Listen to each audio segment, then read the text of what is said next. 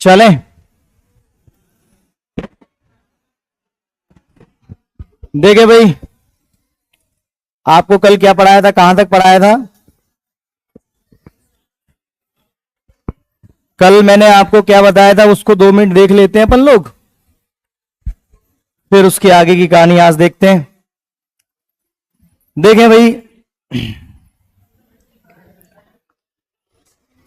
अरे ऐसे आना एक बार इधर, ये आ रहा होगा इसमें ग्रीन ग्रीन है ना, इसको कैमरे को थोड़ा सा नीचे की तरफ करना, थोड़ा सा एंगल चेंज करो इसका,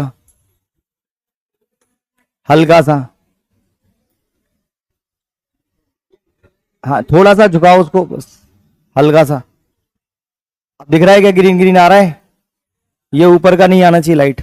अब सही ठीक है, हाँ वो अभी करेंगे ना। देखो भाई,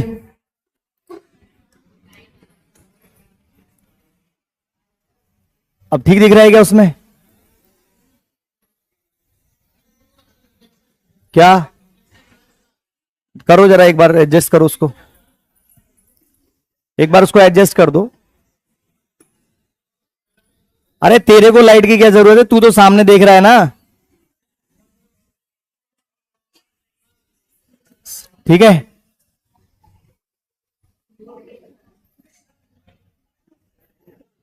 ठीक है, ठीक है, चलो। देखिए कल मैं आपको मध्य प्रदेश में, जो मध्य प्रदेश राज्य के पड़ोसी राज्य हैं उनके बारे में पढ़ाया था, और मध्य प्रदेश के कौन कौन से जिले उनसे लगते हैं उसके बारे में पढ़ाया था। और आपको यह मैं पढ़ा चुका हूं कि मध्य प्रदेश की उत्तर से लेकर दक्षिण तक की दूरी कितनी है, पूरब से लेकर पश्चिम तक की दूरी कितनी है। तो आज का जो एजेंडा है वो यह है, जहां हमने कल छोड़ा था वहीं से उसको स्टार्ट करते हैं। कल हमने आपको बताया था मध्य प्रदेश की राजनीतिक स्थिति, जैसे क्या बताया था हमने आपको कि मध्य प्रदेश में लोकसभा की सीट और राज्यसभा की सीट और विधानसभा की सीटें। मध्य प्रदेश में जो है वो लोकसभा की जो सीट है वो वर्तमान समय में है 29 सीट है, और राज्यसभा की 11 है, और विधानसभा की 230 है। हमने कल आपको यह भी बताया था कि जो लोकसभा और विधानसभा है इसमें आरक्षण जो है वो केवल एससी और एसटी के लिए है। या तो कोई भी जो क्षेत्र है वो एसटी होगा, या कोई भी जो क्षेत्र है वो कैसा होगा, एसटी होगा। या तो कैंडिडेट एसटी खड़ा होगा वहां से, या एससी खड़ा होगा, या फिर सामान्य में सब आ जाते हैं। ठीक है, तो हमने आपको यह भी बताया था कि जब हम छत्तीसगढ़ से अलग नहीं हुए थे तब हमारे मध्य प्रदेश में विधानसभा की और लोकसभा की जो सीटें थी वो 40 थी। कितनी थी? 40। तो 29 हमारे पास रह गई, और 11 कौन ले गया? 11 छत्तीसगढ़ ले गया। मतलब अगर हम कहें कि अनडिवाइडेड एमपी मतलब जब मध्य प्रदेश छत्तीसगढ़ से अलग नहीं हुआ था तब मध्य प्रदेश में लोकसभा की सीटों की संख्या 40 थी। कितनी थी भैया? 40। और जब छत्तीसगढ़ अलग हो गया तो हमारे पास कितनी बचा भैया? 29 बचा। और हमने अभी आपको थोड़ी देर पहले बताया था कि जो आरक्षण है वो एससी एसटी को दिया जाता है, तो जो एससी की कुछ सीटें इसमें हैं और एसटी की भी कुछ सीटें इसमें हैं। तो एसटी की कितनी बताई थी मैंने आपको? 6। और एससी की कितनी बताई थी? 4। तो इसका कहने का मतलब यह है कि मध्य प्रदेश में जो 29 सीटें हैं लोकसभा की, उनमें से 10 जो है वो आरक्षित है और बाकी की सामान्य है। 10 में से भी 6 किसके लिए? आदिवासी सीट हैं, जनजातीय क्षेत्र की सीटें हैं, और 4 एससी हैं। क्लियर है क्या? आगे जैसे बढ़ेंगे, जब आपको संवैधानिक स्थिति मध्य प्रदेश की पढ़ाएंगे तो आपको यह भी बताएंगे कि 6 वो कौन कौन सी सीट हैं जो आदिवासी सीट हैं, और 4 वह कौन कौन सी हैं जो फिक्स है किस कैंडिडेट के लिए। जैसे आपका जो भिंड और दतिया वाला जो सीट होता है लोकसभा का, वो एससी कैंडिडेट के लिए फिक्स है, वहां पर एससी कैंडिडेट ही लोकसभा का चुनाव लड़ सकता है। जैसे टीकमगढ़ है, तो टीकमगढ़ की जो लोकसभा सीट है वह भी अनुसूचित जाति के लिए आरक्षित है। वहां से अगर कोई सांसद कोई खड़ा होगा तो वह किस कैटेगरी का होना चाहिए? एससी कैटेगरी का होना चाहिए। और टीकमगढ़ के सांसद आपको मालूम ही है, वीरेंद्र कुमार खटीक जी जो हैं वो वहां के सांसद हैं और भारत सरकार में मंत्री भी हैं। कौन? वीरेंद्र कुमार खटीक जो है वो कौन है? वो भारत सरकार में मंत्री भी हैं। मतलब जैसे एक समाज है खटीक समाज जिसको हम बोल देते हैं, तो उनकी आबादी ठीक ठाक मात्रा में मध्य प्रदेश में है और मध्य प्रदेश में सबसे ज्यादा संख्या के हिसाब से देखा जाए एससी की जो कोई कास्ट है तो वो यही समाज है। क्लियर है क्या? क्लियर है क्या? तो आगे जब हम जनगणना पढ़ेंगे तब उसमें डिटेल में जान लेंगे। तो अभी के लिए इतना बहुत है कि भाई हमारे यहां पर लोकसभा की 29 सीटें हैं जिनमें से 10 जो है वो आरक्षित हैं। ठीक, और जब हम छत्तीसगढ़ से अलग नहीं हुए थे तब हमारे यहां पर सीटें कितनी थी? 40 थी। आगे हम बढ़ते हैं तो जैसे हमारे यहाँ राज्यसभा की सीटें जो है वो 11 है, लेकिन जब हम छत्तीसगढ़ से अलग नहीं हुए थे तो ये सीट कितनी थी? 16। तो छत्तीसगढ़ कितना लेके चला गया? 5। तो इसका मतलब छत्तीसगढ़ में लोक राज्यसभा की सीटें कितनी है? 5। लोकसभा की सीटें कितनी है? 11, क्योंकि 40 में से 29 गए तो 11। हम अगर विधानसभा की सीटों की बात करें तो वर्तमान समय में विधानसभा की सीटें 230 हैं, जिनमें से एससी और एसटी के लिए सीटें फिक्स हैं। जैसे 35 जो सीट है वो एससी के लिए फिक्स है और 47 जो है वो एसटी के लिए फिक्स है। एसटी की संख्या ज्यादा क्यों है इधर भी और इधर भी? क्योंकि उनकी पॉपुलेशन ज्यादा है, उनकी जनसंख्या ज्यादा है। मैंने कल आपको, अच्छा एक चीज और समझ लो कि विधानसभा में जब हम छत्तीसगढ़ से अलग नहीं हुए थे तब सीटों की संख्या कितनी थी? 320 थी। कितनी थी? 320 थी। इसका मतलब 320 में से 230 घटा देंगे तो कितना बचेगा? 90 बचेगा। तो इसका मतलब छत्तीसगढ़ में कितनी विधानसभा की सीटें हैं? 90 हैं। छत्तीसगढ़ में कितनी विधानसभा की सीटें बेटा? कितनी है? 90। कोई दिक्कत है क्या इसमें? कोई समस्या? कोई दिक्कत नहीं है। चलिए, बहुत बढ़िया। तो ये हमारा मध्य प्रदेश का राजनीतिक हमने मोटा माटी थोड़ा थोड़ा देख लिया है कि विधानसभा में 230 विधायक होते हैं जो अलग अलग क्षेत्रों से चुनकर आते हैं, जनता उनको वोट देती है और उसके बाद चुनाव हो जाता है। जैसे एक चीज और समझ लो, मध्य प्रदेश से संबंधित नहीं है, संविधान से संबंधित है। क्या है, आपने और कई लोगों ने एक चीज सुना होगा, व्हाट्सएप पे पढ़ा होगा या कई लोगों के मुंह से सुना होगा कि जो आरक्षण है जो दिया जाता है एससी एसटी ओबीसी को, है ना, यह जो आरक्षण है यह केवल 10 साल के लिए लागू किया गया था और जो लोगों को आरक्षण नहीं मिलता वो इस बात को बहुत तेजी से, जिन लोगों को नहीं मिलता तब तो उनको भी मिलने लगा ईडब्ल्यूएस के माध्यम से, है ना, तो वो लोग कहते हैं कि देखो जाति आधारित जो आरक्षण है वो केवल 10 साल के लिए था, देखो इन्होंने अभी तक इसको जारी कर रखा है। तो जो 10 साल वाला जो आरक्षण का कॉन्सेप्ट है वो नौकरियों और सेवाओं वाला आरक्षण नहीं था, वो था राजनीतिक आरक्षण।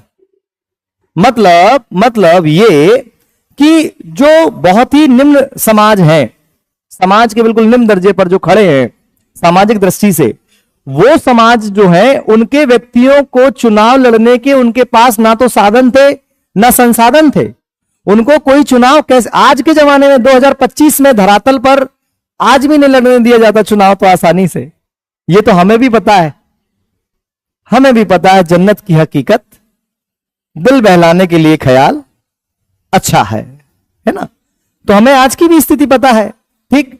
तो उनको चुनाव में प्रतिनिधित्व दिया जाए तो क्या किया, संविधान बनाते समय फिक्स कर दिया कि इतने लोगों को तो चुनाव लड़ना ही, यहां पर दूसरा व्यक्ति चुनाव नहीं लड़ सकता, या तो एससी का व्यक्ति लड़ेगा या एसटी का।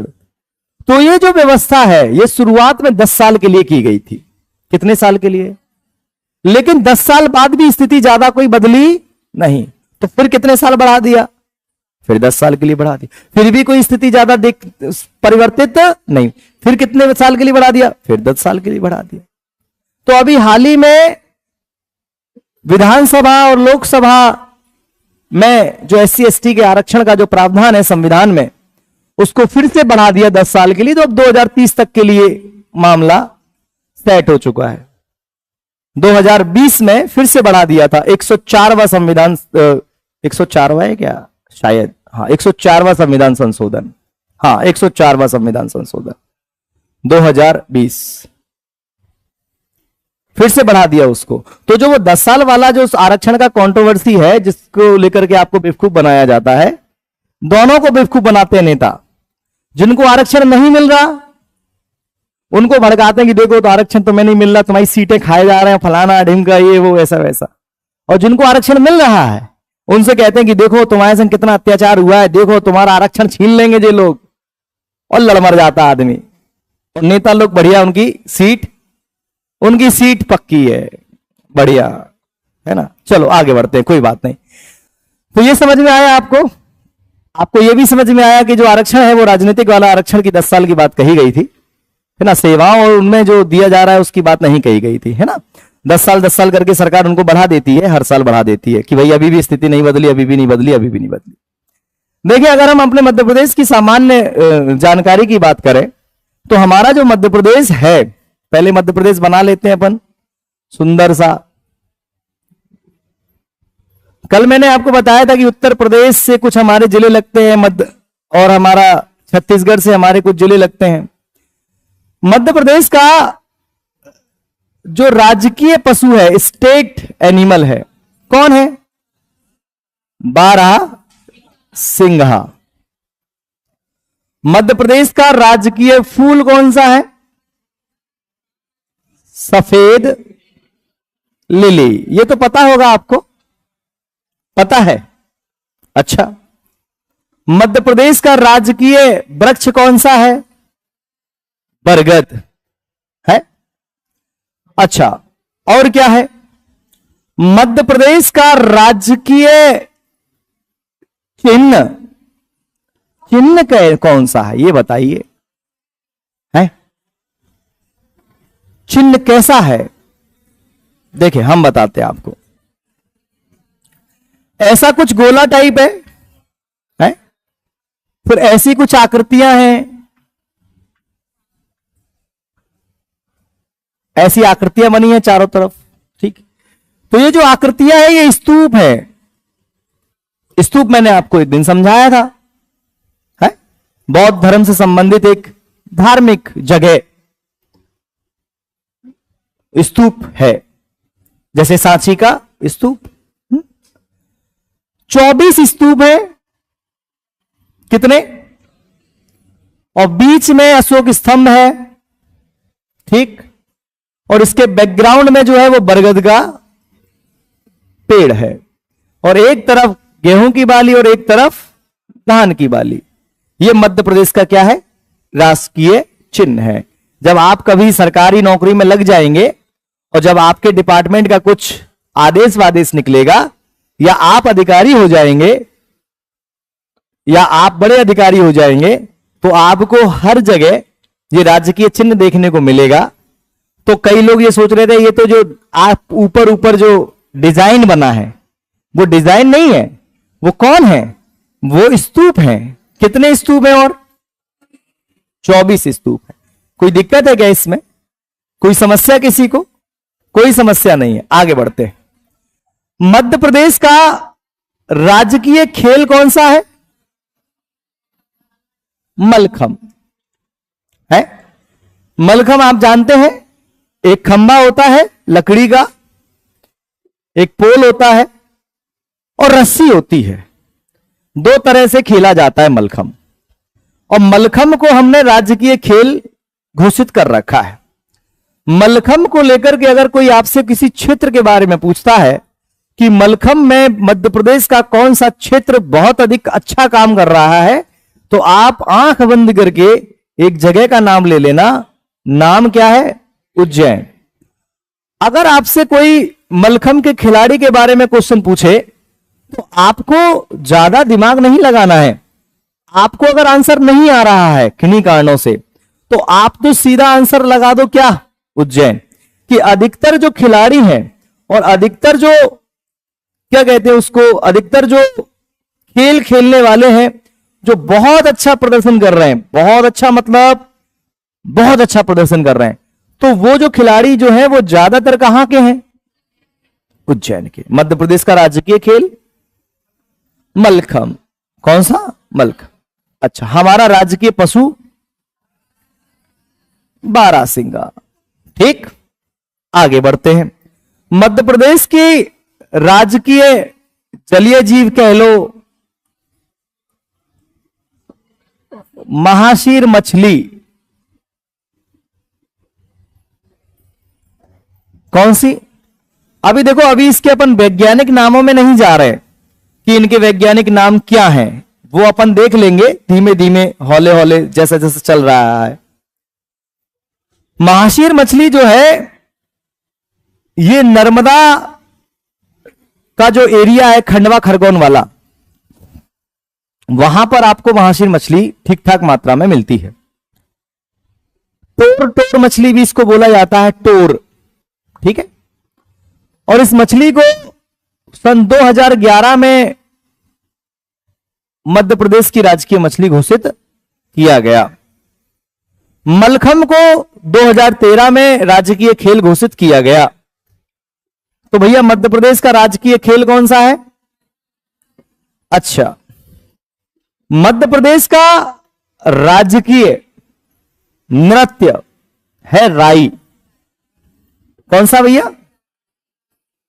राई एक नृत्य है जो मध्य प्रदेश के बुंदेलखंड क्षेत्र में अत्यधिक मात्रा में लोक नृत्य है, देखा जाता है, और इसी को ही मध्य प्रदेश का राजकीय नृत्य घोषित कर रखा है। राई, राई मध्य प्रदेश में भी होता है और बघेलखंड में, बुंदेलखंड में भी होता है और बघेलखंड में भी होता है। दोनों में थोड़ा थोड़ा सा डिफरेंस है। किसमें? राई में। अच्छा, मध्य प्रदेश का राजकीय नृत्य कौन सा? मध्य प्रदेश का राजकीय नृत्य कौन सा? राई। राई मध्य प्रदेश के कितने क्षेत्रों में देखने को मिलता है? कौन कौन से? ज्यादा फेमस कहां का है? बुंदेलखंड के एक राई के कलाकार हैं कि थे, अब तो देख लेना तुम, जिनका नाम था राम साहेब पांडे। 2022 में इनको पद्मश्री मिला कला के क्षेत्र में। सागर के थे, सागर क्षेत्र के, याद रखना इनको। कहां के थे? सागर के। कौन? राम साहेब पांडे। क्लियर है क्या? राई मध्य प्रदेश का राजकीय लोक नाट्य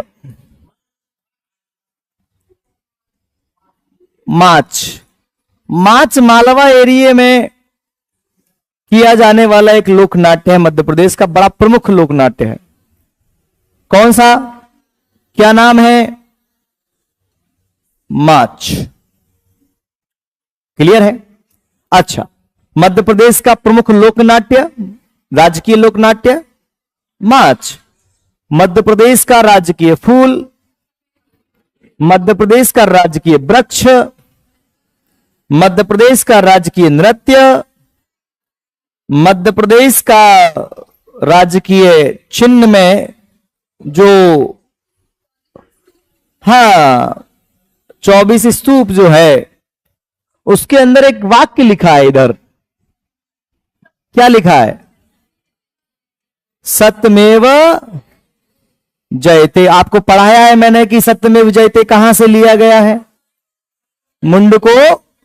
मुंडकोपनिषद। और उपनिषद क्या होते हैं मैंने ये भी बताया है। इनकी संख्या कितनी होती है ये भी बताया है। और कौन से वेद से कौन सा उपनिषद संबंधित है मैंने आपको ये भी बताया है। तो आप लोगों को कोई दिक्कत नहीं होना चाहिए। सत्यमेव जयते भैया, सत्य की ही क्या होती है? हमेशा जीत होती है और जय होती है।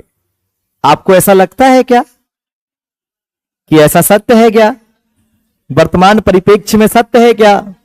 नहीं। वर्तमान परिप्रेक्ष्य में तो हर वह व्यक्ति झूठा है, मक्कार है, देशद्रोही है अगर वो सरकार से प्रश्न पूछ ले तो।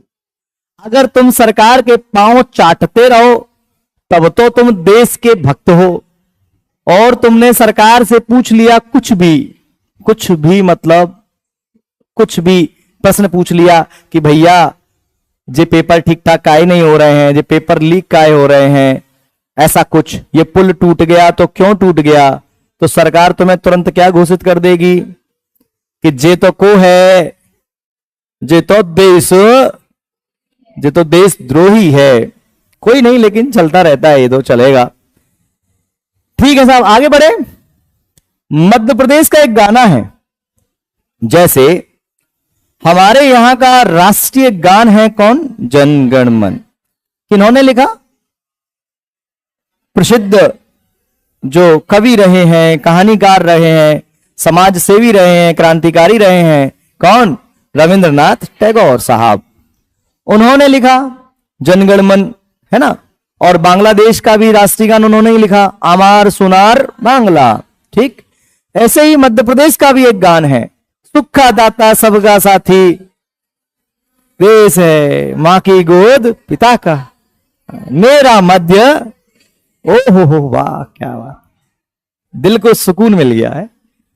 इस गाने को जो लिखा है एक भाई साहब है, महेश श्रीवास्तव। कौन है, इन्होंने तो लिखा है, गाया मैंने नहीं है, गाया तो मैंने अभी है। एक गायक है, बड़े प्रमुख हैं, शान नाम है उनका, शांतनु मुखर्जी वैसे पूरा नाम है, शान शान के नाम से उनको जाना जाता है। बहुत अच्छे अच्छे गाने उन्होंने गाए हैं, तो उन्होंने इस गाने को गाया है ना। क्या है गाने का बोल, क्या है, सुख का दाता सबका साथी है। और 2010-11 में इसको लॉन्च किया गया था, ठीक है। और संगीतकार, दो लोग संगीतकार हैं, मतलब जो धुन बनाते हैं ना, धुन बनाते हैं। गाना कैसे है, अगर धुन नहीं बनेगी तो गाना तो कहानी हो जाएगा, है। तो दो लोग हैं जिन्होंने धुन बनाई, सुनील झा और आदेश श्रीवास्तव। अगर गाने में धुन नहीं होगी तो कैसे काम चलेगा। अच्छा, एक चीज और सुन लो, ये तो हो गया, सुख का दाता सबका साथी, सुख का दाता सबका साथी हमारा मध्य प्रदेश है। किसने लिखा, गाया किसने, शांतनु मुखर्जी ने। शान बड़े अच्छे सिंगर हैं, बहुत अच्छा गाना गाते हैं, उनने गाया। क्लियर है ये, आगे बढ़े। वापस इधर आओ, राई पे आओ, वापस राई पे। जो राई है वो दो क्षेत्रों में आयोजित होता है। प्रमुख क्षेत्र कौन सा है, बुंदेलखंड। बुंदेलखंड का कल मैंने आपको एक लोक गायन भी बताया था, आला। आला गायन कहां का है, आला गायन बुंदेलखंड का है, जो हमने कल आपको बताया भी था। और बुंदेलखंड का एक लोक नृत्य है कौन सा, राई। मध्य प्रदेश का राजकीय नाट्य कौन सा है, मां। जो कहां प्रॉपर अगर जगह देखी जाए तो कौन सा क्षेत्र, क्या बात है, मालवा, बहुत बढ़िया। मलखम कहां पर, उज्जैन। तो मलखम उज्जैन कहां पर, कौन से एरिया में, मालवा में। तो मलखम भी कहां पर, मालवा में है? अच्छा ठीक है, बहुत बढ़िया। जो राई है ना, ये बुंदेलखंड और बघेलखंड दोनों में होता है। थोड़ा सा अंतर है, क्या अंतर है ये सुन लो। जो बुंदेलखंड वाला राई है उसमें मृदंग का प्रयोग किया जाता है, काय का। और बघेलखंड वाले राई में ढोलक का प्रयोग किया जाता है, काय का, ढोलक का। ढोलक आप लोगों ने देखा होगा, है ना। कई बार आपके माता पिता आपको ढोलक की तरह बजा देते हैं गुस्से में। ढोलक जो है वो ढोलक जो है जिसके दोनों पल्ले समान रहते हैं साइज के हिसाब से, है। जो मृदंग है उसका साइज अलग होता है, एक तरफ ऐसे रहता है उसका मृदंग, आपने कभी देखा हो तो मंदिरों अंदरों में ऐसे रहती है, एक ढोलक टाइप नुमा आकृति रहती है, ऐसे करके एक तरफ का छोटा रहेगा, एक तरफ का थोड़ा सा बड़ा रहता है, और इस तरह की वो आकृति रहती है, उसको अपन मृदंग कह देते हैं। यूं करके यूं बना रहता है, ऐसे, है ना, ऐसे करके रहती है आकृति। तो एक जगह मृदंग का प्रयोग किया जाता है और एक जगह ढोलक का प्रयोग किया। अपने लिए तो सभी ढोलक है, अपने लिए तो दो जगह जैसी बजावे की मिल जाए तो भाई ढोलक है। बाल्टी को जो कर लो दपड़ दपड़, बाल्टी जो कर लो दपड़ दपड़, अपने लिए तो कहा वही ढोलक। थरिया ले ली तो थरिया बजा रहे हैं टपर टपर टपर टपर। हाँ अभी टेसू का माहौल चल रहा है। हाँ तो टेसू पहले, टेसू अगर कोई ग्वालियर चंबल से बाहर का कोई व्यक्ति देख रहा है, टेसू हमारे यहाँ का एक वो है लोक संस्कृति का एक हिस्सा है ना। टेसू आया स्टेशन से, रोटी खाई बेसन से, पानी पिया, नोट निकालो 20 का। आह क्या बात। अच्छा तुम्हारा मास्टर इतने अच्छे से गा रहा है, इसका मतलब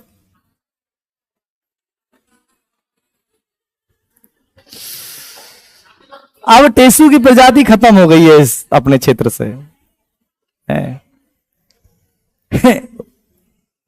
उसको बढ़िया, उससे पैसे वैसे मांग लेते थे, घुमाते रहते थे उसको।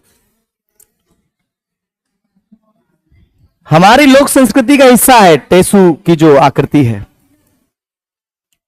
और उसके पीछे कहानियां क्या है वो एक अलग बात है।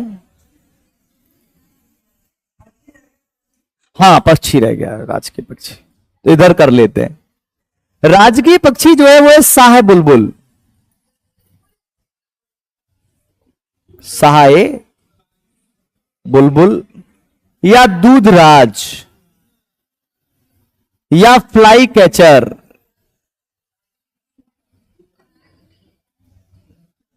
ये राजकीय पक्षी है।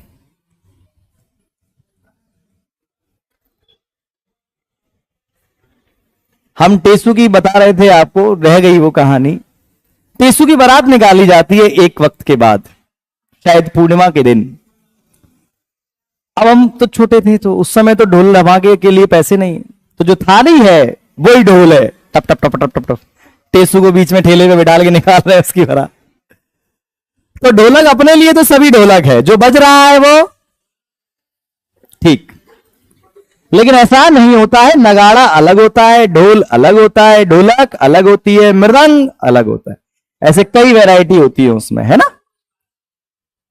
चलिए मध्य प्रदेश का राजकीय पक्षी कौन सा? साह बुलबुल, दूधराज, फ्लाई कैचर। ठीक है, याद रहेगा, एक ही है ये एक ही व्यक्ति के 3 नाम है ना, कि घर वाले बुला रहे हैं कल्लू, दोस्त यार बुला रहे हैं टिल्लू, और वैसे उसका नाम जो है वो जो है जो भी है, मतलब ABCD जो भी है ना। तो एक ही पक्षी है हमारे यहां का राजकीय। अच्छा राजकीय पक्षी कौन सा? और राजकीय फूल कौन सा? राजकीय नृत्य कौन सा? राजकीय नाट्य कौन सा? माच कहां होता है? राई कहां होता है? बुंदेलखंड बघेलखंड में अंतर क्या है? मृदंग बुंदेलखंड और ढोलक बघेलखंड। बहुत बढ़िया, क्या बात है, तुम तो सब इंटेलिजेंट हो। मलखम कहां पर? मलखम उज्जैन में। ठीक, अच्छा मध्य प्रदेश का राजकीय खेल कौन सा है? मलखम। आगे बढ़ते हैं, ठीक है, देखो आगे बढ़ते हैं। हमारे यहां पर मध्य प्रदेश में जो हमारी राजधानी है वो कौन सी है? तो राजधानी का मतलब जहां पर सारे प्रशासनिक काम हो रहे हैं, जहां से राज्य चल रहा है, जहां विधानसभा है, जहां पर प्रशासनिक ऑफिस बने हुए हैं, सचिवालय बना हुआ है, बड़े बड़े ऑफिस बने हुए हैं, जहां से मध्य प्रदेश का प्रशासन चल रहा है, तो वो राजधानी कौन सी है? भोपाल। मध्य प्रदेश की ऊर्जा राजधानी बोला जाता है सिंगरौली को। किसको बोला जाता है? सिंगरौली को बोला जाता है, क्योंकि सिंगरौली जो है वहां पर बहुत ज्यादा कोयला ठीक ठाक मात्रा में मिलता है, और वहां पर कई सारी कंपनियां काम कर रही हैं। कोयले से बनती है क्या? बिजली। तो इसलिए ऊर्जा राजधानी किसको कहते हैं? सिंगरौली को। संस्कार राजधानी बोला जाता है जबलपुर को। कौन सी राजधानी? संस्कार राजधानी बोला जाता है किसको? जबलपुर को। क्लियर है? खेल राजधानी बोला जाता है इंदौर को। कौन सी राजधानी? खेल राजधानी किसको बोला जाता है? इंदौर को। आगे बढ़े, आगे बढ़े। ठीक, अच्छा, संगीत राजधानी किसको बोला जाता है? सबको लग रहा होगा कि ग्वालियर, ग्वालियर नहीं है, मैहर को कहा जाता है। अलाउद्दीन खान साहब एक थे, बहुत बड़े संगीतकार हुए हैं शास्त्रीय, उनकी याद में मैहर को कहा है। मैहर एक बहुत अच्छी जगह है, वो मैंने कल आपको बताया था मैहर के बारे में भी, है ना। हाँ, तो देखें, इसके अलावा चित्रकला राजधानी भीम बैठका। हमारे मध्य ग्वालियर जो है वो यूनेस्को के द्वारा घोषित एक संगीत नगरी है। ठीक, हमारे यहां तो संगीत का भाई एक जलवा है एकदम। तानसेन साहब की जो समाधि है वो ग्वालियर में ही स्थित है, और मजे की बात यह है कि मेरे घर के पास में स्थित है। हाँ, मेरे घर के पास में स्थित है, तो इसीलिए तानसेन जी की वजह से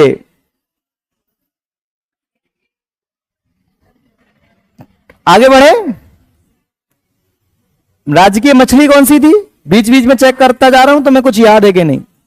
महाशीर, बहुत बढ़िया। और महाशीर आपको ज्यादा कहां मिलेगी? नर्मदा में।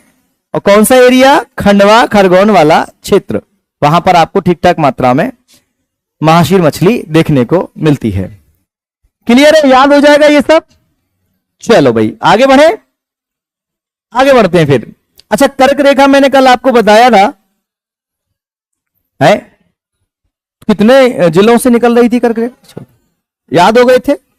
मंत्र बताया था, कौन सा था?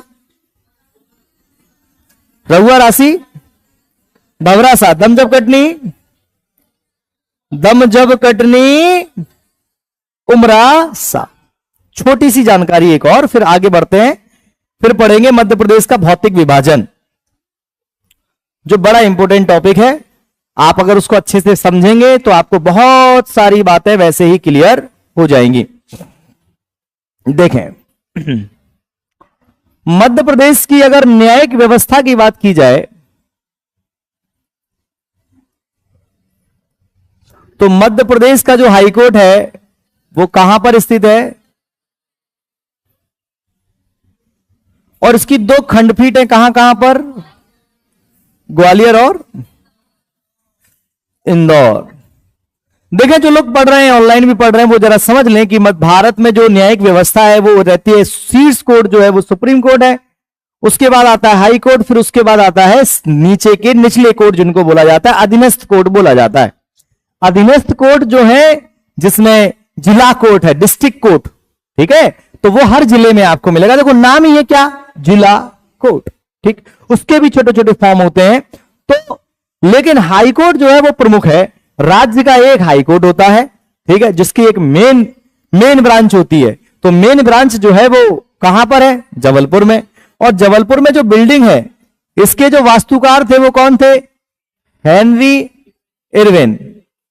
इसके जो वास्तुकार थे जिन्होंने इसका डिजाइन तैयार किया था वो कौन थे? हेनरी। तो मध्य प्रदेश का जो हाईकोर्ट है वो जबलपुर में, जिसकी कितनी खंडपीठ है? 2 खंडपीठ। मतलब अगर आपका केस हाईकोर्ट में चल रहा है, ठीक, तो या तो इधर चल रहा होगा या इस वाली खंडपीठ में चल रहा होगा, या कहां चल रहा होगा? मेन ब्रांच में चल रहा होगा। नहीं आई बात समझ में? जैसे हमारा ग्वालियर शहर है, ग्वालियर शहर में जैसे 2 कोर्ट आपको देखने को मिलेंगे, एक मिलेगा हाई कोर्ट और एक मिलेगा डिस्ट्रिक्ट कोर्ट। जब आप कलेक्ट्रेट की तरफ जाएंगे तो बड़ा सा कोर्ट मिलता है, वो उसको कहते हैं डिस्ट्रिक्ट कोर्ट। ठीक, जिसका जो मेन जज होता है वो होता है डिस्ट्रिक्ट जज। डीजे वाला डीजे नहीं, डीजे वाले बाबू मेरा गाना चला दे। डीजे मतलब डिस्ट्रिक्ट जज, पूरे जिले का जज जो है। ठीक, और आपको दूसरा जो कोर्ट है, जैसे हाईकोर्ट की खंडपीठ आपको कहां मिलेगी? ग्वालियर में। आप शिवाजी यूनिवर्सिटी के पास में जाएंगे तो वहां पर आपको हाईकोर्ट मिलेगा, वहां लिखा होगा मध्य प्रदेश हाईकोर्ट, वहां लिखा होगा जिला न्यायालय। कभी बोर्ड पर ध्यान देना। तो ये हमारे यहां पर न्यायिक व्यवस्था है। कोई बता सकता है कि मध्य प्रदेश हाईकोर्ट के जो चीफ जस्टिस है वो कौन है? हाँ, थे में नहीं है, कौन जी बताओ? पेपर हो जाए बेटा 30 तारीख के बाद, फिर याद कर लेना है। अभी तो दशहरा निकल गया है, अभी दिवाली आएगी। अभी क्या आएगी? दिवाली, उसमें व्यस्त हो जाओगे तुम लोग। अरे भैया, इसका इंतजार आप कहीं मत करिए। आप मध्य प्रदेश के जो प्रमुख पदाधिकारी हैं, मैं आपको चिल्ला चिल्ला के रह गया हूं, आप मध्य प्रदेश के मंत्री, मध्य प्रदेश के प्रमुख अधिकारी और मध्य प्रदेश हाईकोर्ट का चीफ जस्टिस याद करके रखिए, रट के रखिए। और यदि कर सको कहीं से, तो मध्य प्रदेश के अभी तक के जो सीएम हैं वो, और मध्य प्रदेश के अभी तक के राज्यपाल, मध्य प्रदेश के अभी तक के हाईकोर्ट के चीफ जस्टिस, मध्य प्रदेश विधानसभा के अध्यक्ष आपको याद होने चाहिए। एक क्वेश्चन आएगा यहां से, आउट क्वेश्चन है। अब आप याद करते रहो, सोचते रहो, करेंगे पेपर के पहले, करेंगे बाद में करेंगे। अभी से थोड़ा थोड़ा करोगे तब समझ में आएगा कि वर्तमान समय में मध्य प्रदेश विधानसभा के अध्यक्ष जो है वो मिस्टर नरेंद्र सिंह तोमर जी हैं, मध्य प्रदेश विधानसभा के अध्यक्ष। पहले कौन थे? कुंजीलाल दुबे। ऐसे करके पूरी लिस्ट याद होनी चाहिए आपको, तब जाकर के आपको ये आउट है इधर से, ये क्वेश्चन आते हैं इधर से है। और वर्तमान समय के प्रमुख पदाधिकारी पता होना चाहिए, जैसे वर्तमान समय में मध्य प्रदेश का मुख्य सचिव कौन है, मध्य प्रदेश का डीजीपी कौन है, मध्य प्रदेश के चुनाव आयोग का अध्यक्ष कौन है, मध्य प्रदेश का महाअधिवक्ता कौन है। ये लेटेस्ट याद होने चाहिए आपको। लेकिन आप कर रहे हो इंतजार किसी का कि कोई आएगा कान में कहेगा तब हम याद करेंगे, उससे पहले हम याद नहीं करेंगे। बेटा याद कर लो, है ना, ये याद करना पड़ेगा आपको, ठीक है। चलो आगे बढ़ते हैं। मुझे लगता है इतनी सामान्य जानकारियां आपके लिए कैसी हैं? सफिशिएंट है, ठीक है मामला। आगे बढ़ते। मध्य प्रदेश का पहला डीजीपी का तो पद होता ही नहीं था पहले, डीजीपी का पद बाद में बना है। मध्य प्रदेश का पहला हाई कोर्ट का जज कौन था? चीफ जस्टिस है। ये पता होना चाहिए अपन को। अब तुम कहोगे सर कैसे पता होगा? आपको पता चल जाएगा, टेलीग्राम ग्रुप आप ज्वाइन कर लीजिए। कपिल सर जीएस वाले करके एक टेलीग्राम ग्रुप है, आपको उसमें भेजते रहेंगे मामला। कल हमने आपको जो संभाग पढ़ाए थे, तो आज हमने वो संभाग आपको भेज दिए कि किस संभाग में कौन कौन से जिले आते हैं, भेज दिए, पढ़ लिए आपने। जैसे रीवा संभाग है, तो रीवा संभाग में रीवा, पन्ना, सतना, सीधी, सिंगरौली और मऊगंज और मैहर है। ग्वालियर में ग्वालियर, शिवपुरी, गुना, अशोकनगर, दतिया। श्योपुर में अपना भिंड, मुरैना, श्योपुर। शहडोल में अपना शहडोल, अनूपपुर, उमरिया है। तो आप इसको याद कर लेना। तो हमने आपको 10 के 10 संभाग भेज दिए, ठीक। ऐसे ही इन पदाधिकारियों को भी भेज देंगे, चिंता मत करो। तुम तो बस परे परे खाओ। हाँ, तुम्हारी थरिया जो है वो पलंग पे पहुंच जाएगी तुम्हारे लिए। तुम तो बस परे परे बसवाने खाते रहो, तो तुम्हें मटेरियल हम पहुंचा देंगे। बस तुम्हें केवल याद करना है। समझो और याद करो, समझो और याद करो। सीधा कि तुम 2-4 सोच रहे होंगे जो ऑनलाइन पढ़ रहे हैं या आगे पढ़ेंगे कि सर अगर सीधा नोट्स से ही याद करना होता तो हम तुमसे क्या, अगर सीधा सीधा किताब से ही याद हो रहा होता तो बेटा ये सबरी कोचिंगें बंद हो जाती है। आप जब समझ लेते हैं तभी याद होता है। आपने समझ लिया हाईकोर्ट क्या होता है, आगे चल के और पढ़ाएंगे। संविधान हमने आपको पढ़ा दिया है, तो संविधान में हम आपको न्याय व्यवस्था अच्छे से पढ़ा चुके हैं, फिर से संविधान पढ़ाएंगे तो फिर से समझा देंगे, तो आप उसको याद कर लीजिएगा। ठीक, कि मध्य प्रदेश में वर्तमान समय में मध्य प्रदेश हाईकोर्ट का चीफ जस्टिस कौन है। ठीक, उसका मुख्य न्यायाधीश कौन है, कौन नियुक्ति करता है मुख्य न्यायाधीश की, बताइए। नियुक्ति राष्ट्रपति के द्वारा होती है। शपथ किसके द्वारा होती है, शपथ राज्यपाल के द्वारा होती है। हाईकोर्ट के जज को हटाया कैसे जाता है पद से, हाईकोर्ट के जज को कैसे हटाया जाता है बताइए। महाभियोग जैसी प्रक्रिया, महाभियोग नहीं, जैसी प्रक्रिया, संसद से बिल पास करके, संसद से प्रस्ताव पास करके राष्ट्रपति के द्वारा हाईकोर्ट और सुप्रीम कोर्ट के जजों को हटाया जाता है। क्लियर है क्या? चलिए आगे बढ़ते हैं। देखें, जो मध्य प्रदेश है हमारा, बड़ा सुंदर सा प्रदेश है। देखो सुंदर तो है, आप इससे तो इनकार नहीं कर सकते, और बाकी तो देखो हम बताएं, एक ह्यूमन नेचर होता है, जो अपनी चीज होती है वो सबको, वो एक ऐड है किसी ब्रांड का, वो कहता है टेढ़ा है लेकिन मेरा है, ऐसे करके, वो ह्यूमन नेचर है। ठीक, अच्छा आप सुनिए जरा, जो हमारा मध्य प्रदेश है, मध्य प्रदेश को अगर हम देखें भौगोलिक दृष्टिकोण से,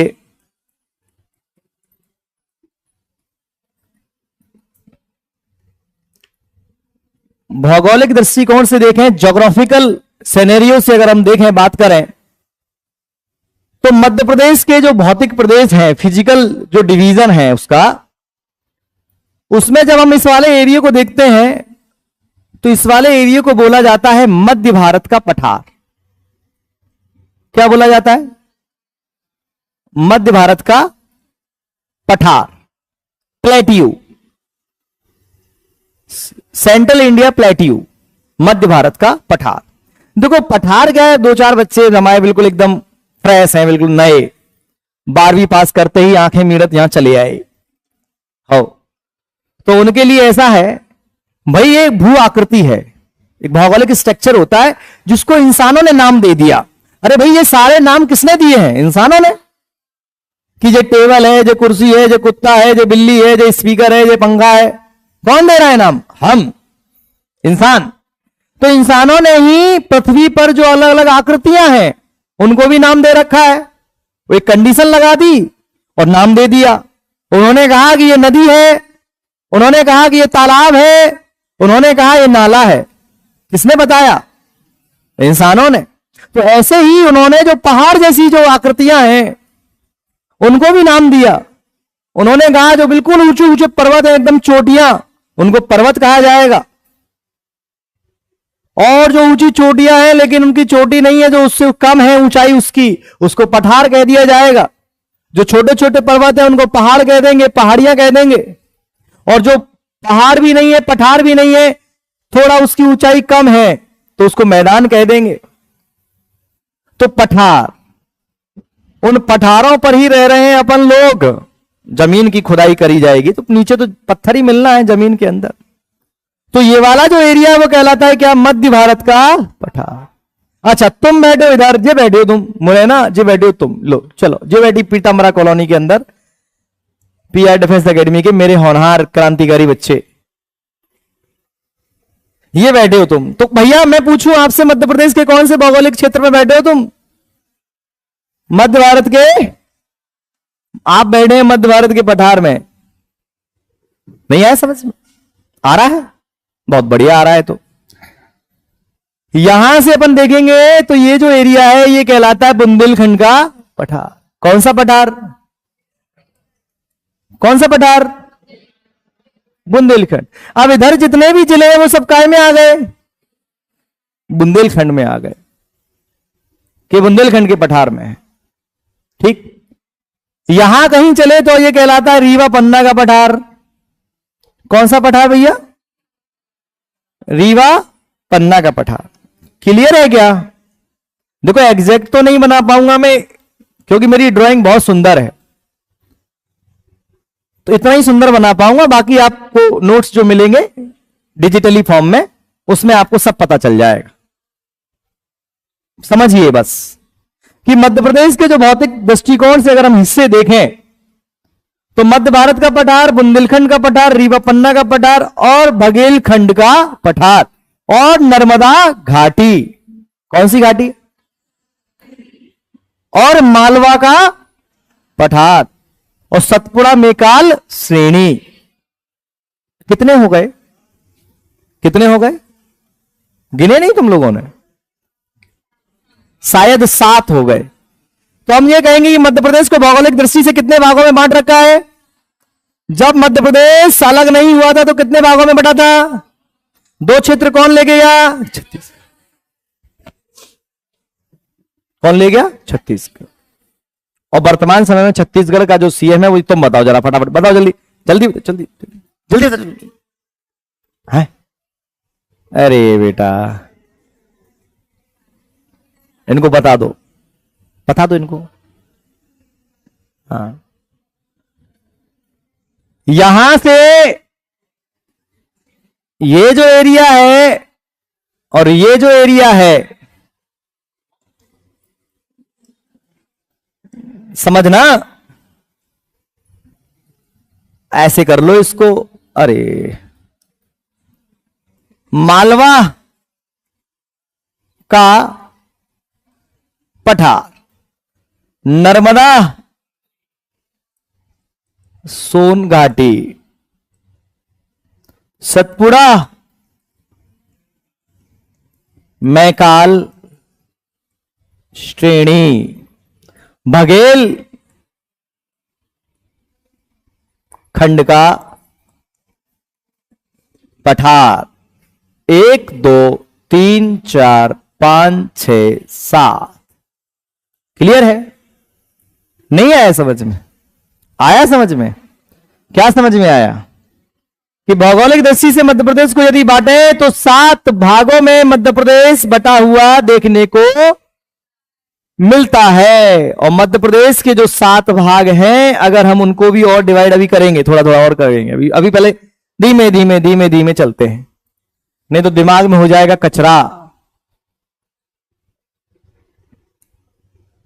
मध्य प्रदेश के भौतिक प्रदेश कितने हैं, कौन कौन से,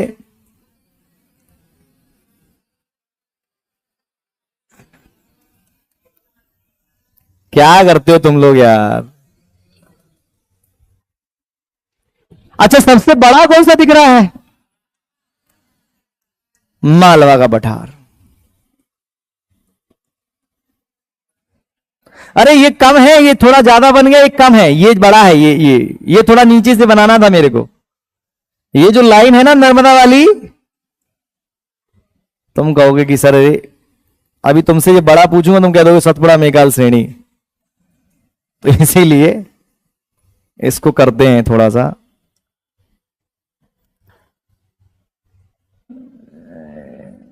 ये बड़ा है, नर्मदा सोन घाटी वाला एरिया बड़ा है, लगभग 26% एरिया घेर रखा है।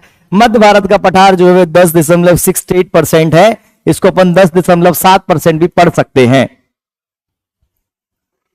कुछ समझ में आ रहा है तुम लोगों को, ऐसा तो नहीं है कि जो समझ में नहीं आ रहा हो। पहली बार पढ़ रहे हैं ना आप लोग एमपी, इसलिए मैं पूछ रहा हूं, क्योंकि जो दूसरी बार पढ़ता है उसे भी नहीं आता समझ में, और तुमको पहली बार समझ में आ रहा है। इसका मतलब क्या है, इसका मतलब यह है कि तुम में दिमाग तो है बेटा, बस तुम पढ़ते ही नहीं हो। तुम्हारी जो मक्कारी है वो है चरम सीमा पे चल रही है, तुम पढ़ते लिखते नहीं हो, मक्कारी तो तुम्हारी बहुत ज्यादा है। इसका मतलब कुछ समझ में आ रहा है ना। चलो आगे बढ़ते हैं। मध्य भारत का जो पठार है, भिंड, मुरैना, ग्वालियर, भिंड तो कुछ हिस्सा कायम है, कुछ हिस्सा कायम है, बुंदेलखंड कुछ हिस्सा मध्य भारत के पठार। क्लियर है क्या, क्या बात है, बहुत बढ़िया। इसको अगर अच्छे से समझ लिया, अगर इसको अच्छे से समझ लिया तुमने, ऑनलाइन चल रहा है बेटा, तो शब्दों की मर्यादा मुझे रखनी पड़ती है। नहीं चल रहा होता, थैंक यू बोलो उस कैमरे को, समझ रहे हो ना? हाँ, इशारा काफी समझदार को। मैं पिछले लगभग 8 से 9 साल, वैसे देखा जाए तो 11 सालों से पढ़ा रहा हूं, प्रोफेशनली पढ़ा रहा हूं 8-9 सालों से। कभी ऑनलाइन नहीं आया, एक डर था कि मुंह से कुछ निकल ना जाए, क्योंकि जो ऑफलाइन पढ़े हैं, जो मेरे पुराने बच्चे, वो बहुत अच्छे से जानते हैं मुझे, और बहुत सारे बच्चे नौकरियों में लगे हुए हैं। ये मेरा दुर्भाग्य है कि मैंने अपना प्रचार प्रसार नहीं किया, मैंने कभी बैनर नहीं लगाया, मैं कभी ऑनलाइन नहीं आया। मैं 2020 में दूसरे टीचर्स की तरह मैं भी ऑनलाइन आ जाता तो शायद मैं भी फेमस हो जाता, मैं भी पैसा कमा लेता।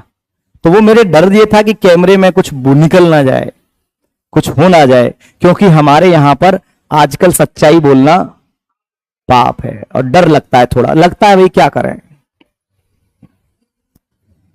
कोई बात नहीं, तो मैं बचा लिया कैमरे ने। नर्मदा सोन घाटी जो है वो मध्य प्रदेश का दूसरा सबसे बड़ा भौगोलिक क्षेत्र है। अच्छा, मध्य प्रदेश के, ये देख लिया आपने, मध्य प्रदेश के उत्तर में कौन कौन से भौगोलिक क्षेत्र? मध्य भारत का पठार और उधर। अब देखो, आपने अगर ये डायग्राम याद कर लिया ना, तो आपके बहुत ज्यादा आपके प्रश्न वैसे ही सही है, वैसे ही क्लियर है आपका मामला। एक क्वेश्चन ये पूछा गया था कि बताइए सतपुड़ा के उत्तर में कौन सी नदी बहती है? कौन सी बहती है? नर्मदा बहती है ना। अच्छा, मालवा और सतपुड़ा को कौन डिवाइड करता है बीच से? नर्मदा घाटी। अगर आपने ये डायग्राम बहुत अच्छी से याद कर लिया ना, आपके बहुत सारे प्रश्न तो वैसे ही लग जाने। अच्छा, मुझे एक चीज बताओ, जो चंबल नदी है वो ऐसे निकलती है इधर से, और ऐसे निकलती है, यूं निकलती है, यूं निकलती है, ऐसे जाती है, जैसे जाती है, यूं जाकर के, ऐसे जाकर के, ऐसे जाकर के, यहां से एक नदी आ रही है, यहां जाकर के मिल जाती है,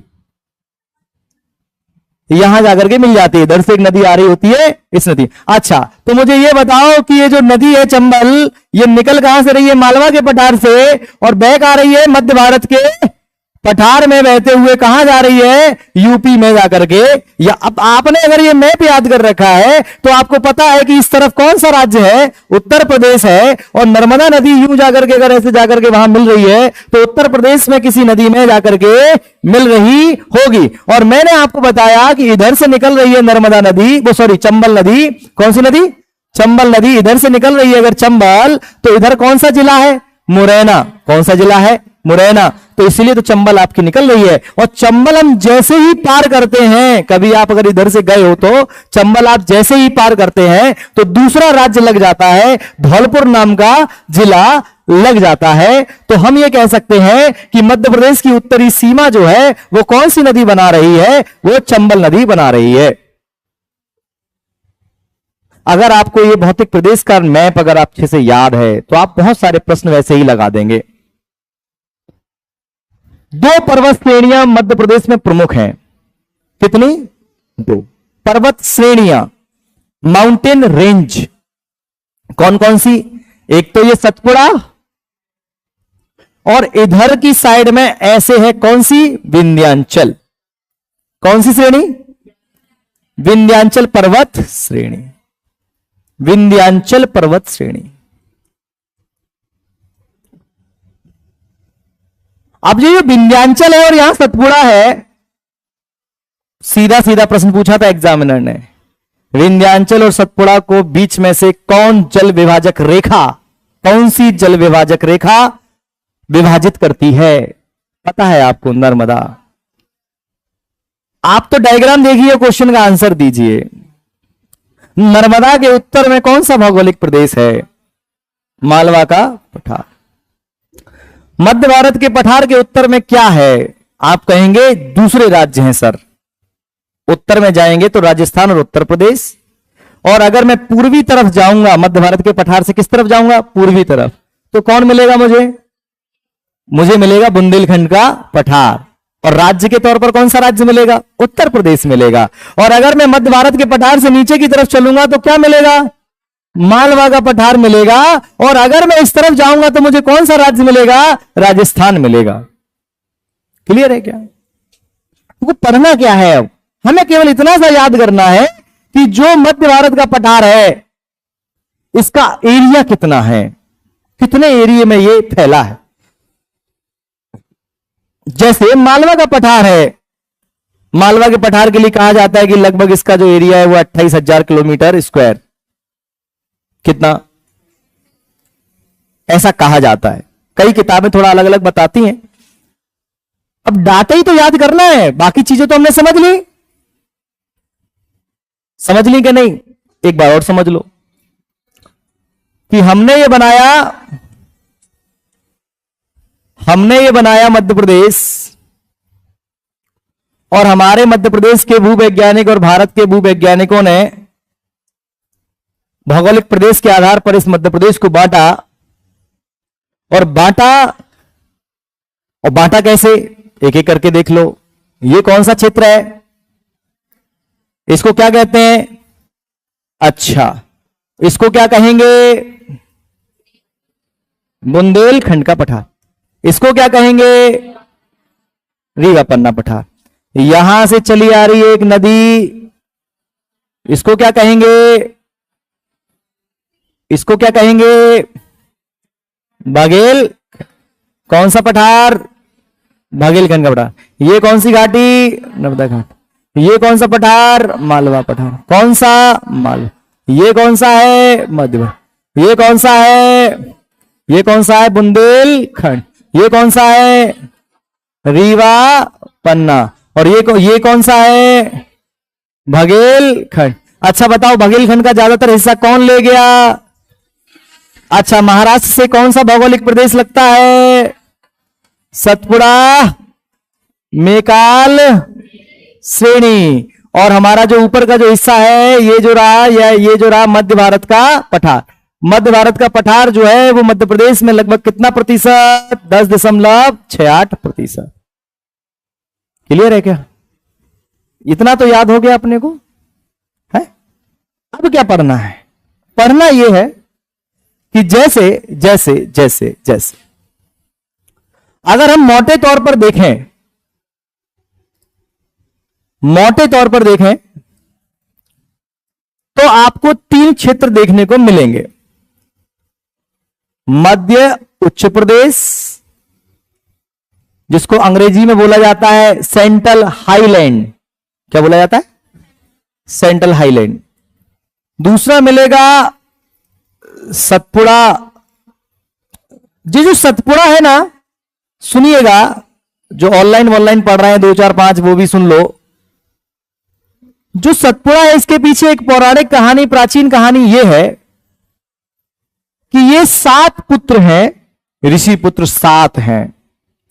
तो वो हैं, देखो हमारे जो जिस धर्म से हम लोग आते हैं उसमें तो सब चीजें जो है वो पूजनीय है। हम प्रकृति के पूजक लोग हैं, हम सबको पूजते हैं, है ना। हम तो सबको अच्छा मानते हैं, हम सबकी पूजा करते हैं, सबको अच्छा मानते हैं। हमारी संस्कृति तो यही सिखाती है। लेकिन पता नहीं वर्तमान समय में व्हाट्सएप पर और जाने काय काय पे उल्टी सीधी चीजें सिखाई जा रही हैं। हमको तो जानवरों को भी पूजना सिखाया है। हम तो सांप जैसे जो जीव है हम उसकी भी पूजा करते हैं। हम हर जीव की पूजा करते हैं। हम पेड़ों की पूजा करते हैं, नदियों की पूजा करते हैं, पहाड़ों की पूजा करते हैं, क्योंकि हमारे धर्म ग्रंथ, हमारी संस्कृति हमको सिखाती है ना। जब हम सबकी पूजा करते हैं तो हम इंसान को भी इज्जत देते हैं, है ना। तो हमारी कहानियां हो चाहे किस्से हो, सबने यही सिखाया है। तो हम ये पौराणिक कथा या प्राचीन कथा ये है कि ये 7 पुत्र हैं, 7 ऋषि पुत्र हैं। तो 7 ऋषि हैं, इसीलिए इनको सप्त पुत्र कहा जाता था, जो धीमे धीमे अपभ्रंश होकर के क्या बन गया? सतपुड़ा। क्या बन गया? सतपुड़ा। ठीक, आगे बढ़ते हैं। सतपुड़ा मेकाल रेंज अलग है, सतपुड़ा रेंज अलग है, समझो जरा। मेकाल श्रेणी इधर मिलेगी बिल्कुल पूरब में, जो आधी काय में चली गई छत्तीसगढ़ में, आधी काय में चली गई छत्तीसगढ़। मेकाल श्रेणी आपको इधर मिलेगी और सतपुड़ा श्रेणी इधर मिलेगी। और जो तीसरा हिस्सा है उसको कहते हैं पूर्वी क्षेत्र। मतलब कौन सा क्षेत्र? बघेलखंड का क्षेत्र। अगर मोटे तौर पर देखा जाए तो ये 3 भाग हैं मध्य प्रदेश के। ठीक, फिर इसके अलावा ये है, ये क्या हो गया? चलो कोई बात नहीं। ए हाँ वो ठीक है। ये देखो, फिर इसके अलावा मध्य उच्च प्रदेश, कई बार एग्जामिनर ऐसे पूछ लेता है कि बताइए मध्य उच्च प्रदेश का हिस्सा कौन है। तो अगर हम नहीं बताते, शायद आपसे पूछ लेते तो आप कहते हमारे सर ने तो बताया ही नहीं कि मध्य उच्च प्रदेश क्या है, हम तो पहली बार सुन रहे हैं। मोटे तौर पर ये जो 5 भाग हैं, 1 2 3 4 और 5, मोटे तौर पर इनको काउंट अगर हम करेंगे तो इस पूरे एरिया को बोलेंगे अपन क्या, मध्य उच्च प्रदेश, सेंट्रल हाईलैंड। मध्य को बोलते हैं सेंटर, उच्च को बोलते हैं, और क्षेत्र को बोलेंगे जगह, मतलब भूमि, मतलब लैंड। ठीक। तो मध्य उच्च प्रदेश के कितने भाग, देखो, मध्य भारत का पठार, रीवा पन्ना का पठार, मालवा का पठार, बुंदेलखंड का पठार और नर्मदा घाटी। देखें, दोबारा समझ लें, कंफ्यूज मत होना। मोटे तौर पर भौगोलिक प्रदेशों के आधार पर मध्य प्रदेश को 7 भागों में बांटा है। ठीक। अगर वैसे तौर पर देखा जाए, मोटे तौर पर वैसे 3 हैं, जैसे मध्य उच्च प्रदेश, और मध्य उच्च प्रदेश के भी कितने भाग, 5 भाग, जिसमें मध्य भारत का पठार, बुंदेलखंड का पठार, रीवा पन्ना का पठार और हमारा, हाँ क्लियर है। फिर उसके बाद बात आती है सतपुड़ा मेकाल श्रेणी की। अगर हम सतपुड़ा मेकाल श्रेणी की बात करें तो देखना जरा, सतपुड़ा मैकाल श्रेणी,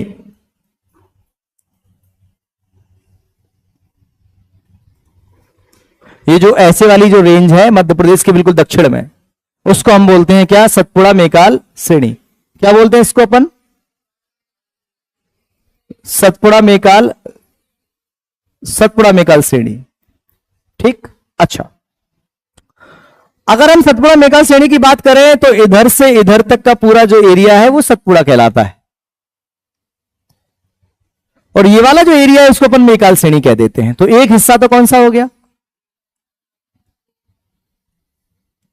मेकाल श्रेणी, जो बिल्कुल कहां पर है, बिल्कुल पूरब में है, मध्य प्रदेश के बिल्कुल पूरब में है। इसको बोलते हैं महादेव श्रेणी,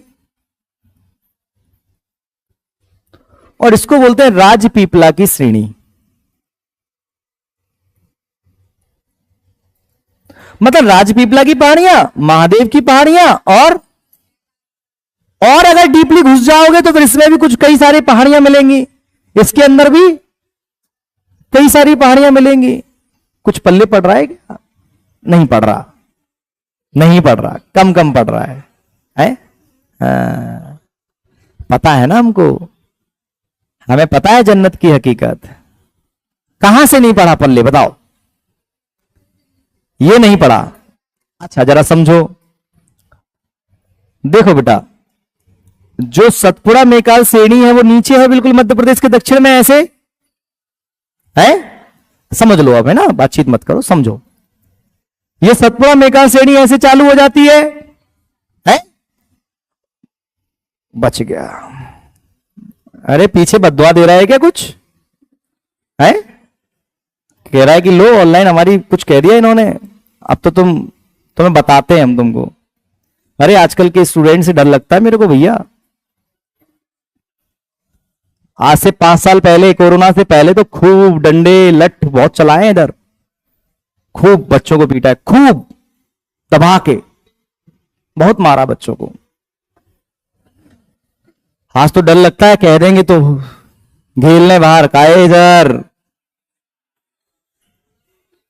क्या कह रहे थे तुम? भैया दादा का छूना कह रहे थे, गलती हो गई।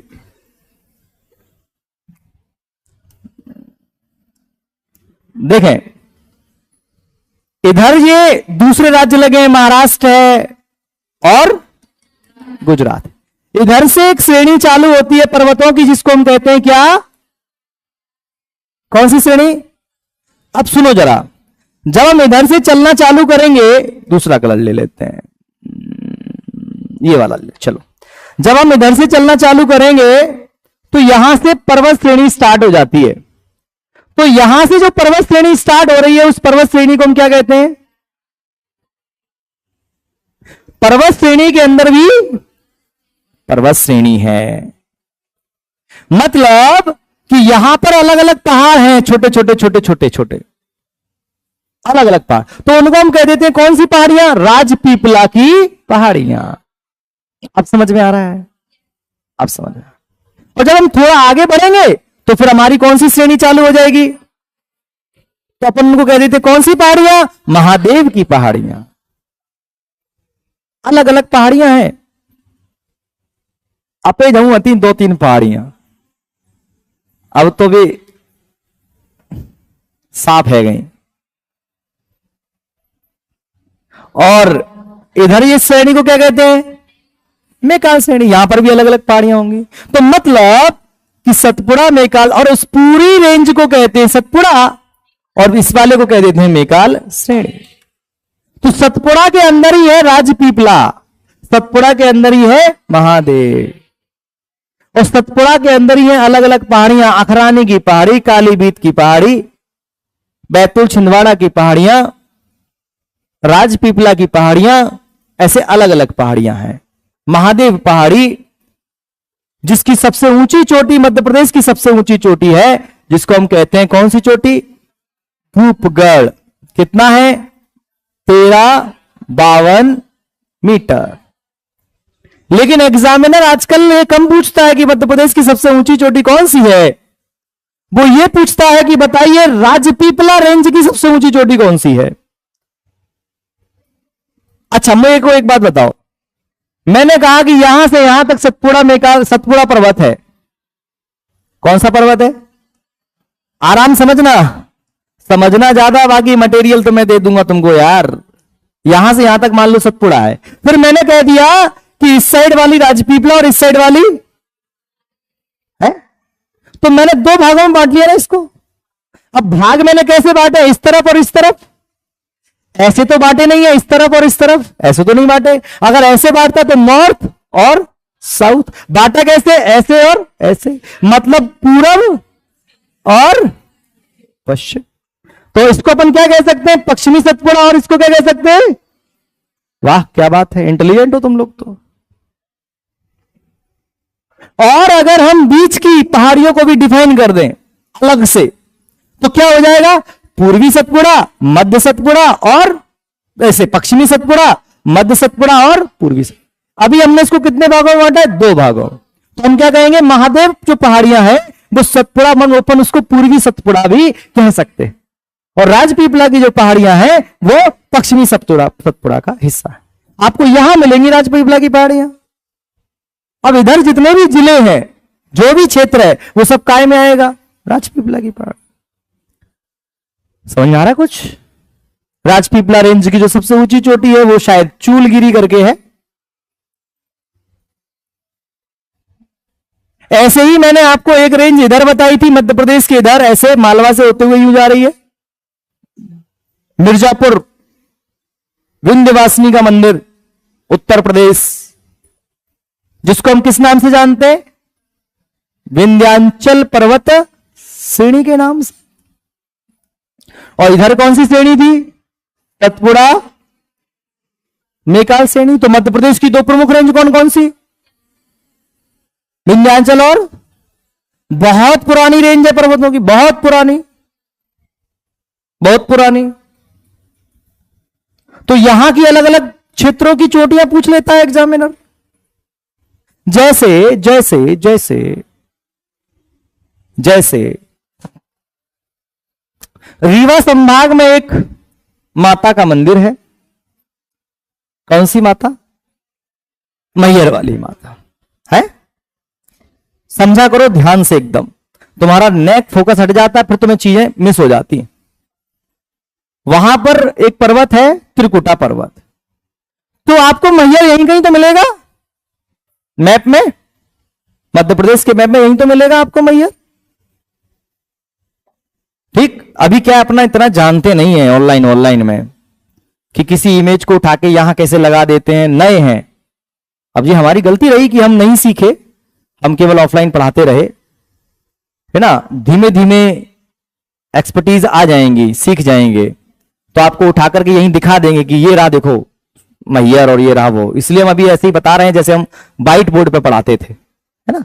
तो समझने की कोशिश करना। एक चीज और है, अगर इंसान को ज्यादा सुविधाएं भी मिल जाती हैं तो फिर वो ज्यादा पढ़ता भी नहीं है। अभी तुम अपना दिमाग लगा रहे हो, एकदम सोच रहे हो कि अच्छा इधर कहीं मैयर होगा यार, इधर कहीं होगा, और अभी सीधा सीधा मैप दिख रहा होता है ना तो तुरंत ची रहो मैयर,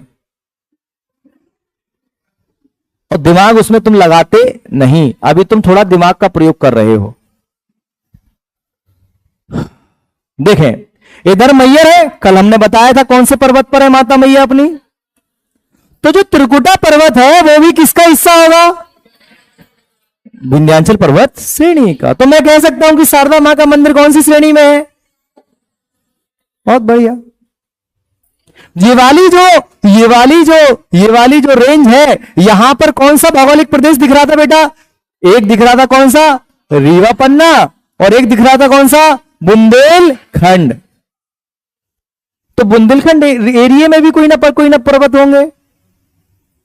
और यहां पर कौन सा है? मालवा। तो मालवा में भी कोई ना कोई पर्वत होंगे, जैसे जाना पाओ की पहाड़ियां, जहां से चंबल नदी निकल रही है। आ रहा है समझ में? ये भौगोलिक क्षेत्र समझ में आया? जैसे हमारा बघेलखंड का पठार। अब हमको करना क्या क्या है? अब हमको केवल एक चीज करनी है, केवल एक। वो केवल एक चीज क्या करनी है? हमको बारी बारी से पढ़ना है। जैसे मध्य भारत का पठार, ठीक, ये अपन ने उठा लिया। हमने यहां पर एक छोटा सा मैप बनाया, और हमने क्या किया? हमने किया ये, और हमने कहा ये रहा मध्य भारत का पठार। अब हमको इसके बारे में कुछ कुछ पॉइंट्स पता होने चाहिए। जैसे कि मध्य भारत का पठार में नीमच, शिवपुरी लेकिन कितना बीच में है ना शिवपुरी, तो आधा काय में होगा? हाँ, शिवपुरी, ग्वालियर, मुरैना, श्योपुर आदि जिले आते हैं। पहला पॉइंट, आदि जिले आते हैं। 1 2 4 5 जिले इधर उधर हो सकते हैं, तो ज्यादा पेट में दर्द मत करना, क्योंकि ये भौगोलिक क्षेत्र है। पहाड़, नदी, जंगल के आधार पर इन्होंने डिवाइड किया है। अच्छा, यहां पर बारिश बहुत कम होती है। मतलब कि अगर मैं मध्य प्रदेश के 7 भौतिक प्रदेशों से तुलना करूं तो सबसे कम बारिश कहां होती है? मध्य भारत के पठार में सबसे कम बारिश होती है। अच्छा, तो जब सबसे कम बारिश होगी तो यहां के जो वन है वो वन कैसे होंगे भैया? कटीले, शुष्क, सूखे, ड्राई। तो यहां पर जब कटीले वन होंगे तो पेड़ पौधे कैसे मिलेंगे? कांटेदार, बबूल को पेड़ मिले वो, झाड़ियां मिलेंगी। और क्या देखते हैं फिर? और अपन देखेंगे कि भैया ये बताओ कि यहां पर कोई जनजाति वनजाति रहती है क्या? कोई आदिवासी लोग रहते हैं क्या? तो हम कहेंगे हाँ, मध्य प्रदेश के पठार में आपको शहरिया आराम से मिल जाएंगे। बहुत बड़ी जनजाति है मध्य प्रदेश की, मध्य भारत के पठार की। कौन सी जनजाति? शहरिया। फिर आप कहोगे कि सर ऐसा करो, एक चीज और बताओ कि ये मध्य भारत का जो पठार है तो यहां की जो मिट्टी है वो कैसी है? तो हम कहेंगे यहां की मिट्टी जो है वो कैसी है? वो जलोढ़ मिट्टी है। कैसी मिट्टी है? जलोढ़ मिट्टी है। कुल मिलाकर के हमको 7 भौतिक प्रदेशों को डिटेल में, जितना डिटेल में जान लेंगे आगे की चीजें उतनी आसान हो जाएंगी। आ रहा कुछ? तो ठीक है, तो ठीक है बेटा, कुछ कह रहे हो? आगे की चीजें उतनी आसान हो जाएंगी। जैसे आप कहोगे कि सर यहां की जो खेती किसानी है थोड़ा उसका बताओ। हम खेतों और हम किसानों के बच्चे हैं, हम तो मिट्टी में खेले हैं। इस वाले एरिया को सरसों की हांडी बोला जाता है, क्योंकि ये जो भौगोलिक प्रदेश है, ये जो क्षेत्र है, ये अपने मध्य प्रदेश में सबसे ज्यादा सरसों पैदा करता है। तो हम इसको क्या कहते हैं? सरसों की हांडी। अरे हांडी पनीर मत सोच लेना तुम लोग कि अरे सर हांडी पनीर, हो मजा आ जाता है एकदम। पनीर वनीर मत खाओ अपने यहां। लेखो तुम्हें नहीं पता, पूरे भारत में फेमस है अपन लोग, पूरे इंडिया में अपन ने झंडा गाड़ रखा है कि दूध बनाना सीखें, साबुन से, तेल से, सरफ से। ऐसा दूध बनाएंगे कि ससुरा कोई नहीं पहचान पाएगा कि साबुन का है कि गाय का है। सोचो आप, मतलब बनाने वाले और बेचने वाले को इतना भी नहीं है कि यार इसको कोई पिएगा तो मर जाएगा, सीधा सीधा जहर, लेकिन बेच रहे हैं धड़ल्ले से।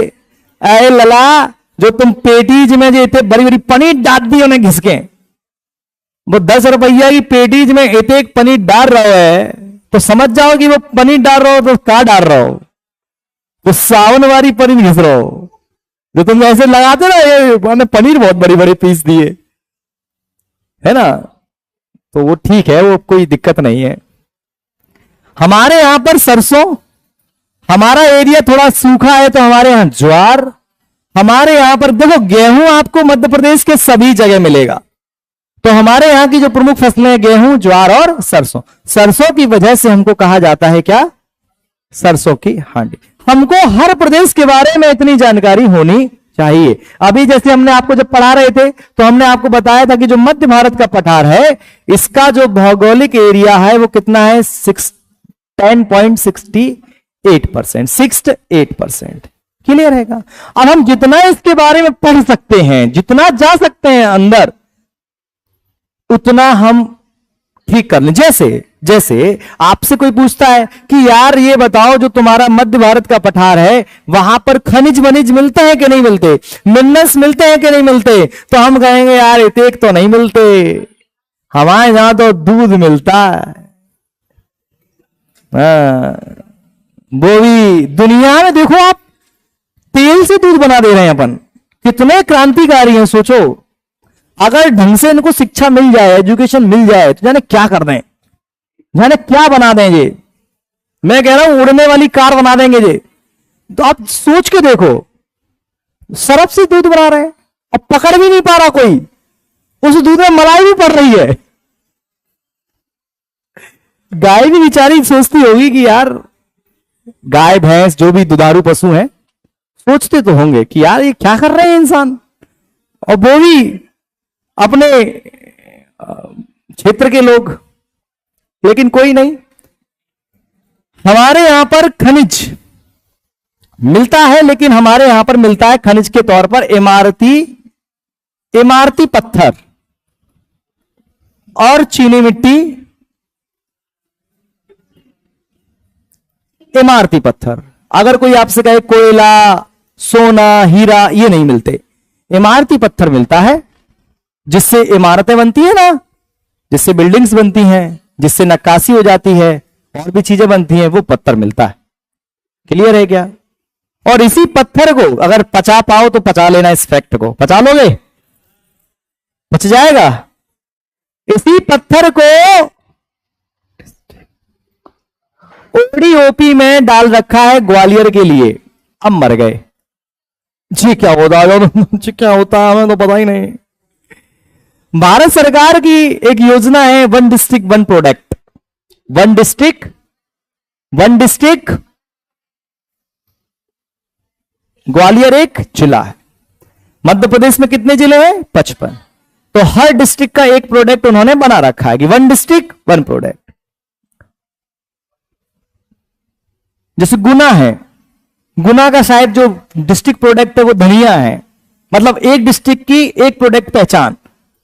तो वो बना देंगे तो उसको क्या मिलेगा? बढ़ावा मिलेगा, तो उसके प्रोडक्शन को बढ़ावा मिलेगा। तो एक योजना है ये, यूपी में भी लागू है, एमपी में भी लागू है। तो एग्जामिनर कभी कभी जब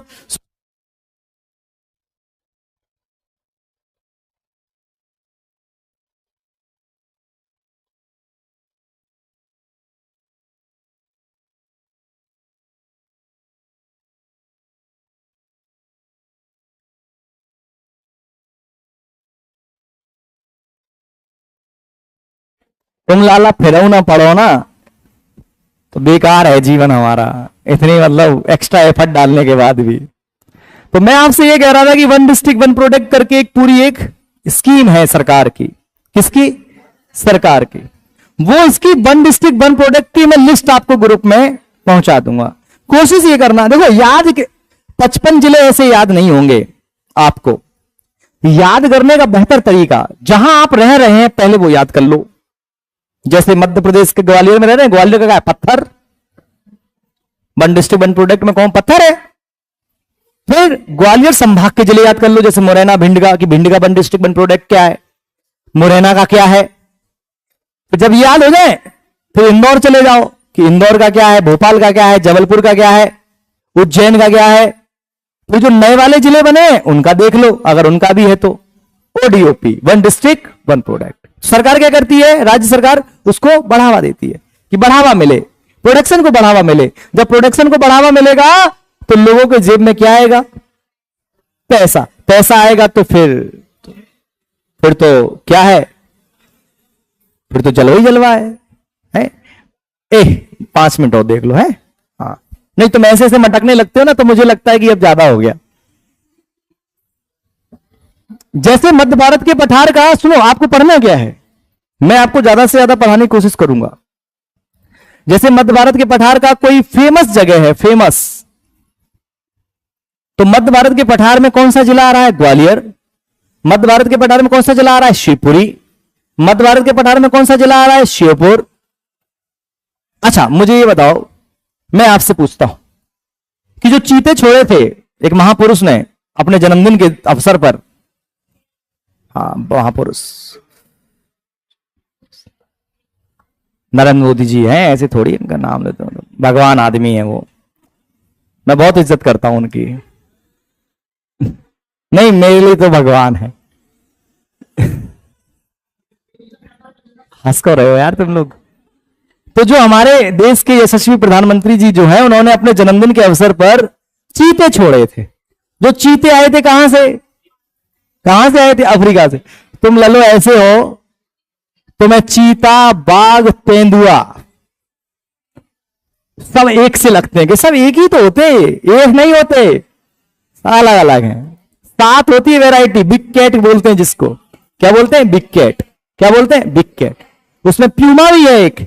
प्यूमा केवल जूते का नाम नहीं है, प्यूमा एक जानवर का नाम है।